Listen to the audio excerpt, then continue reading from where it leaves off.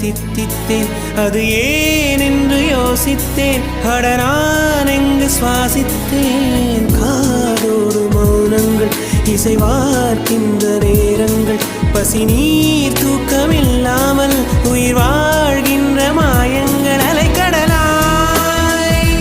இருந்த மனம் துளி துளியாய் சிதறியதே ஐம்புலனும்